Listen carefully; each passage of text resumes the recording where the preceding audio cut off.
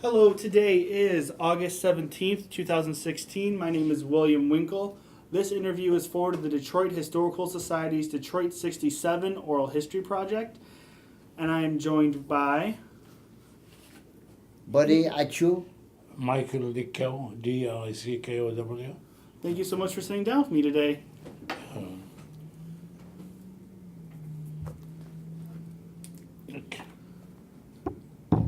What years did the two of you come to Detroit? Were you born here? No. We You born. want to ask one Yeah, one I'll at a ask time? one at a time. Yeah, one at a time. Which one? Me. I was born in Iraq, north of Iraq, Tel Aviv. They call And what year did you come here? 59. What brought you here?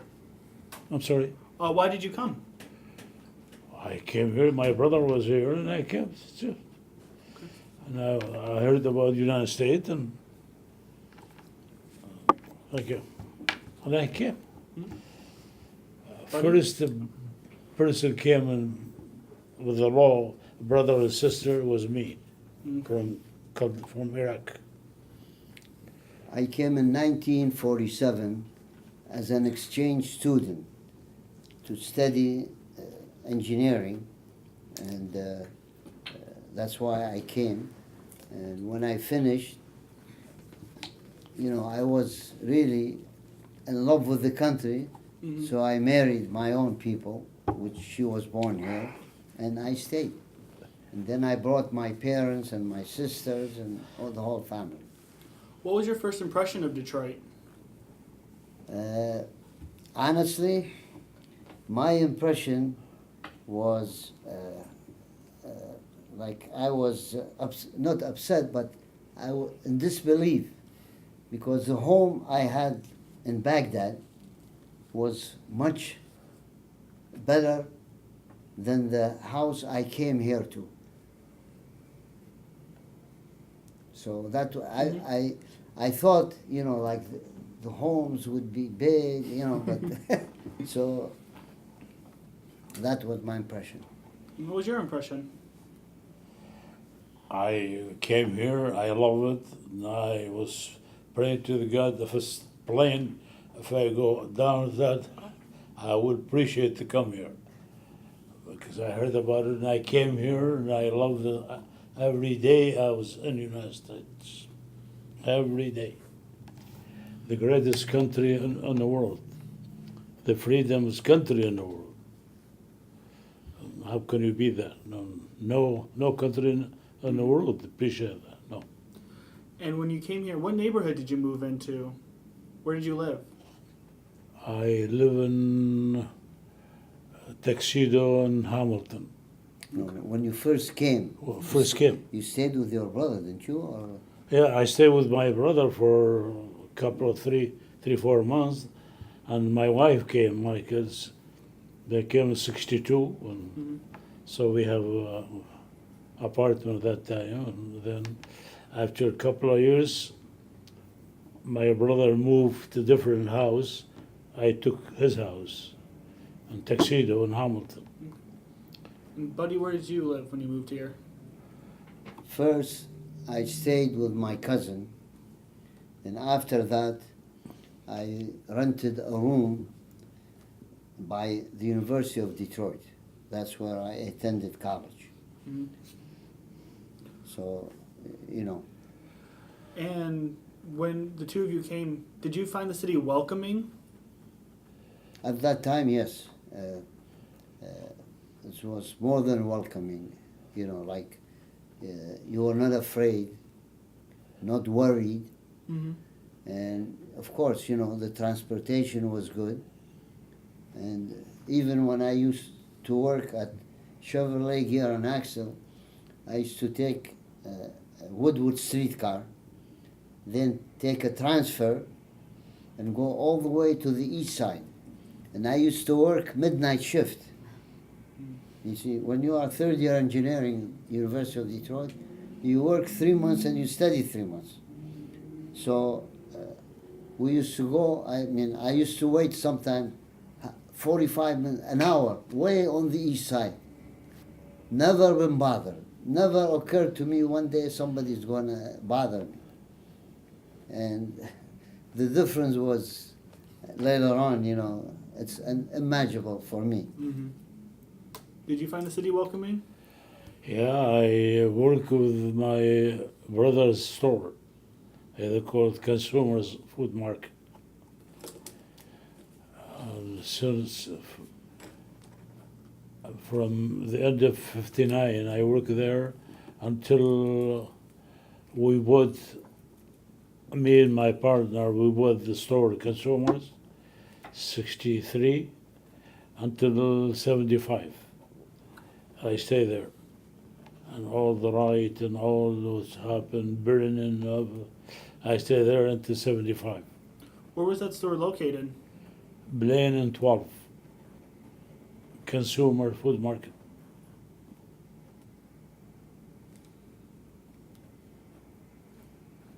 How long did you stay at Chrysler? You said.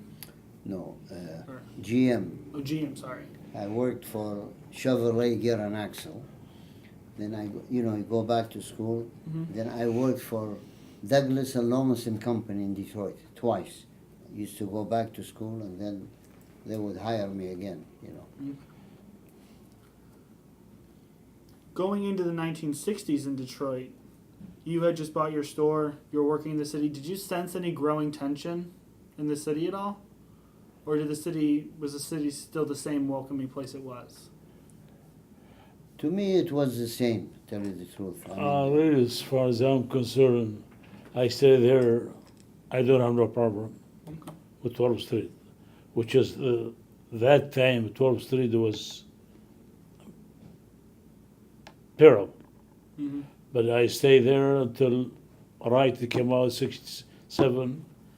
They burned the whole street, about a mile from my store, and they just stay in the front of my store. Nobody touched. In '67, were the two of you still living in Detroit?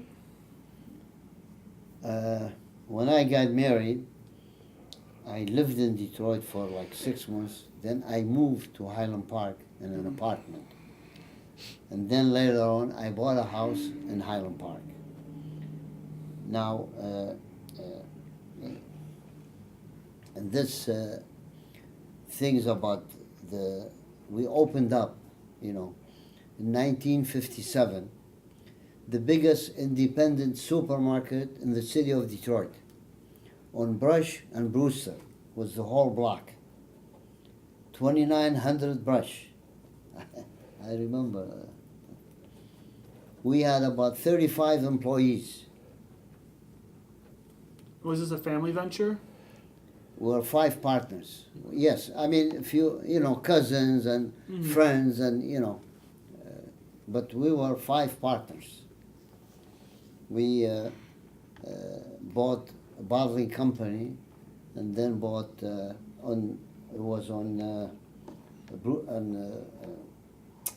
Brewster, and then we bought on Brush apartment building and tore both of them down and built brand new building, 13,500 square feet.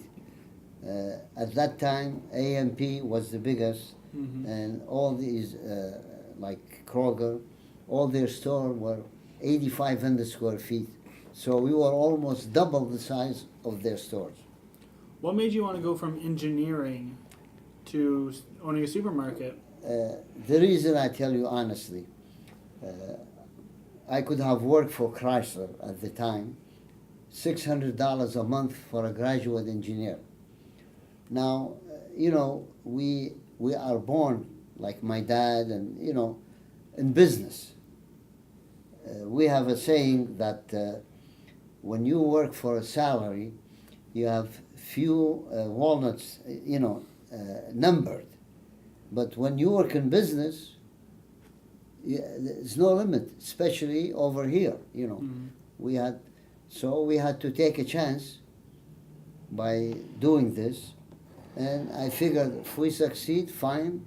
If we don't, I can always go back and get a job. The name of the store was Big Dipper.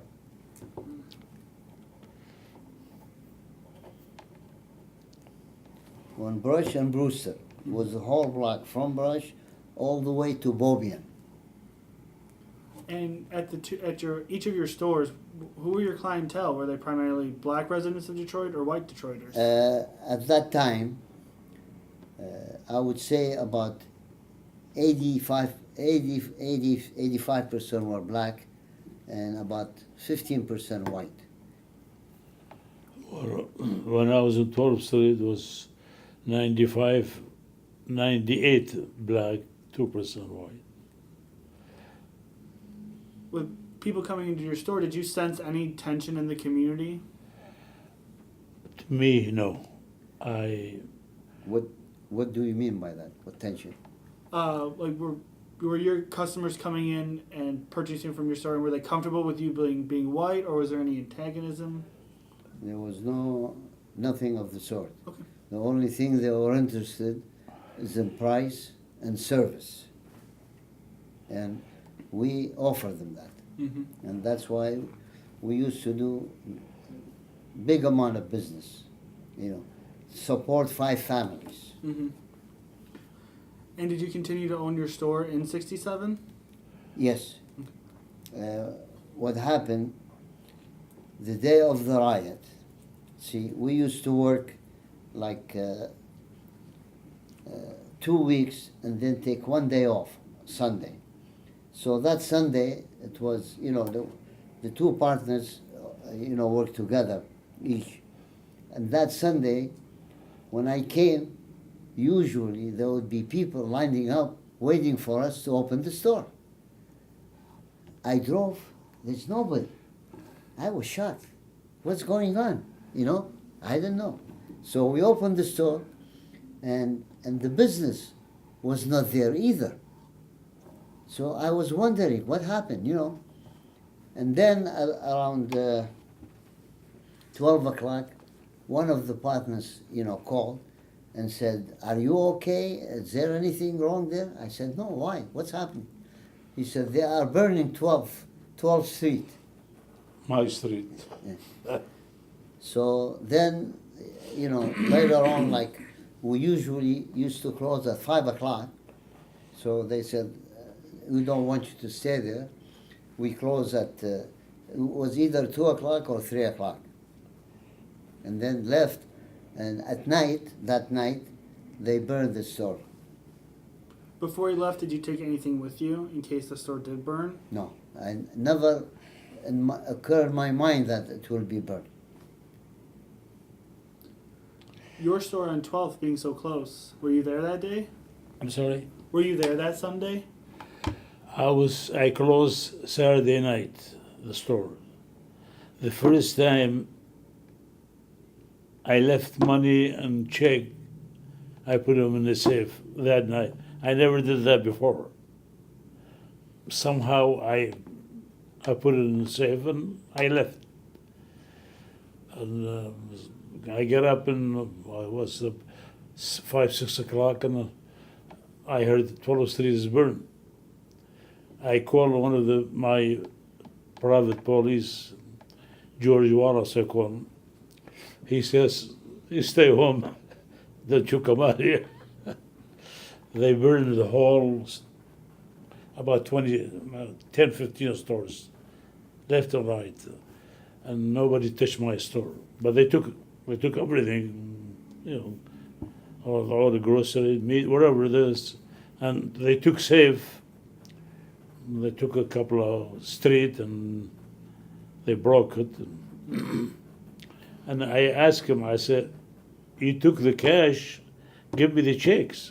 You cannot cash the checks." They wouldn't. And then we built again. This was, we have insurance, they pay full amount. And we opened. I opened until 75. I was there by myself, even my business store. Mm-hmm. Yeah.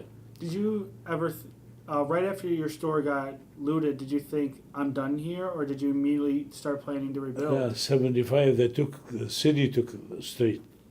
They wide the street. They call it Rosa Park Boulevard. I'm sure you heard about. Yep. same name now on 12th Street. Yeah, and I never been there. I don't know how the street now since '75. In '67, when your store was looted, did you immediately plan to rebuild it, or did you think about going somewhere else? No, I. Who said what? Even the people took the whole everything out of the store, and then after 1 week, it was clear. It was everything was okay, and we called insurance company. They gave us the money. And we opened just like normal, and I stayed there until '68. And when Dr. Martin Luther King was killed, it happened right in my store too. That time was very dangerous, and I used to have one worker, and I told him take me home or take me somewhere before. But I stay in pick up a car, and I sleep there until I move from that street. He took him somewhere, but really nobody bothered me. I just did that because I want to make sure everything's okay. And they broke just their windows. That's all they did. They don't touch everything else. And then within 2 days I went and opened a store until '75, and the city took over. They said we're gonna widen the street, and everything was okay. I used to love there. I used to go over there without thinking anything damaged, anything. I used to open store by myself, and in the street. It's just that street was even police is scared to walk that street, and nobody touched me. Nobody say anything, and I appreciate what they did really, because I used to treat them like myself and better. They ask me $10, and I give them $5, and I give them $1. I never turn nobody down. After we were burned out, we had intentions of rebuilding. So it took us 2 years because, of those restrictions and all that. So what we did, we made the store smaller, and we built three stores next door. So we made it like a shopping center. And at the time, we borrowed money from the federal government as a disaster loan, 3%, paid in 25 years. So that's how we built back again. And then, during these 2 years, the partners each, you gotta survive, you have family, you have kids, So each went like on his own way for a while till we built the store. Then even after we built the store, what we did, like we used to go, I will go Monday, my other partner go Tuesday, the other one go. For a while, you cannot run the store like that. You have to be there to know what's going on, because like I go there, I don't know what the hell is going on, what they did, what they ordered, So what we did, we leased it to a guy named Bob Coverson. He was with Push, Jesse Jackson, Push people, whatever. People United Yeah. for Self-Help. Yeah. Because like the labor, they used to say, well, you are employing your cousins, well, of course, every cousin that came to this country, my cousin, my partner's cousin, of course, you give them a job. But the majority of our workers were black. So they, after this happened, so we figured, well, we will lease it to a black man. And even when he went to get like grocery, to fill up the store, you need about $50,000. the wholesale people will not give them a penny. So we have to co-sign for him to get, the grocery. And 2 years later, he went broke. So we took the store back, and we ran it for a while. Then we sold it to, Chaldean, and actually, we owned the building, the fixtures. The only thing, the guy who leased it from us is a lease. He had to bring his own merchandise. Was there any talk amongst you and your partners about whether or not to rebuild or just to move away? No, see, like I told you, we used to do big business. Mm-hmm. I mean, 5 families used to live like a king. We built homes in the suburb, but we worked hard.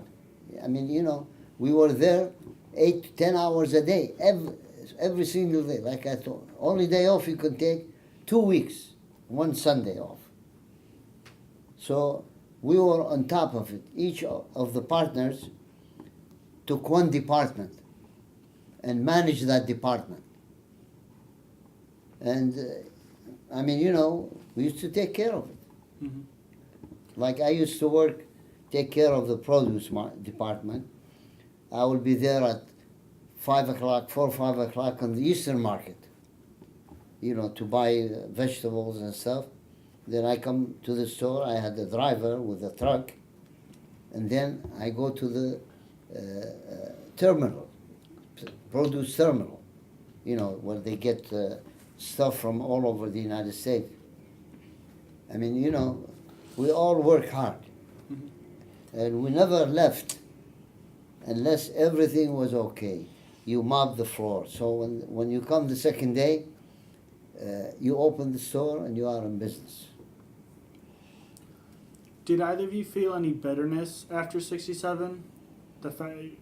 Because of the fact that your stores were looted and yours was burned? Of course. I mean, if I tell you different, it's not true. Sure, we had remorse.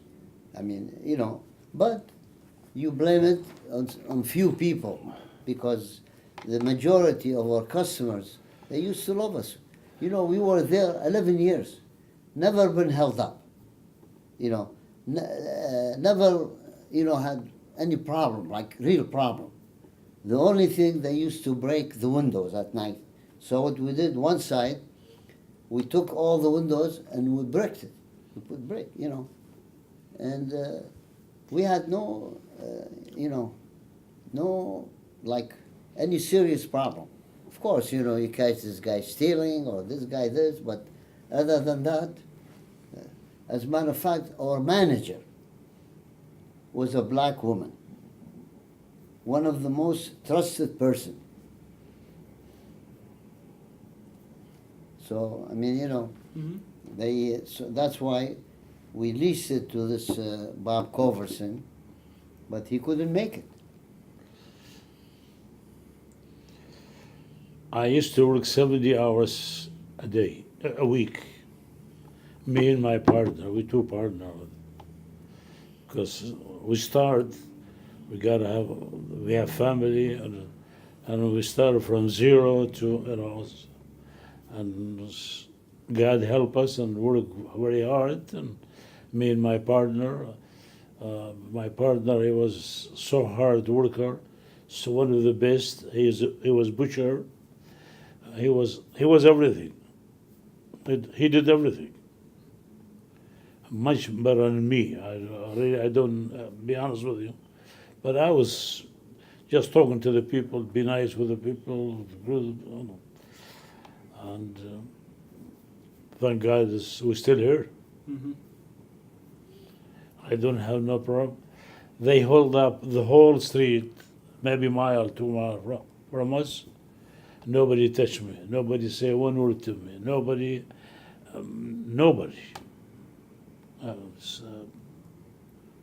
God, the truth is, you can't believe that. The place I was, nobody harmed me. Nobody. After 67, did you open up a new store? No, I was, Oh, no, that's, sorry, 75. no, I closed it because they took it over. Mm-hmm. And I bought a store in Royal Oak for 4 or 5 years, something, 4 years. And after that, we went to Pontiac. We bought a big store over there, drugs,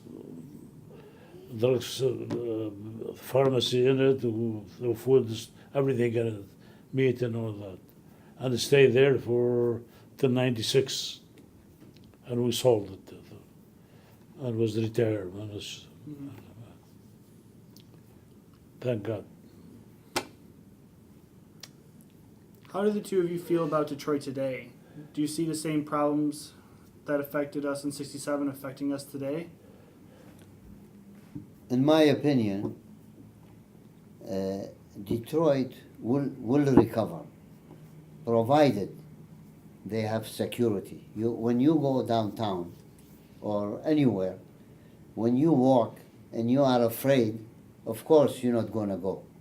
But the only time the city is going to be flourished is when you have security. Like my granddaughter is getting married in October. She's going to get married at DIA. The reception is going to be there. So, I mean, it's a shame, you know. Mm-hmm. When I first came, you know, we used to go downtown 10 o'clock, 12 o'clock, 1 o'clock in the morning, people walking, going, you know, what they call window shopping, whatever. And you never occurred in your mind that somebody is going to attack you. And there was nothing of the sort. You know, you were free, you did everything, wherever you want to go, restaurant, bar, whatever. Never bothered. Nobody bothered you. So that's my opinion. I mean, you know, unless there's security, it's going to be, you know, when I first came, the population were almost 2 million people. What is it today? It should have been 5 million. Like you take any other big cities, they doubled and tripled. Now, instead of maintaining, we went down. You know, what is it? Now less than three quarters of a million, less than 3/4. Mm-hmm.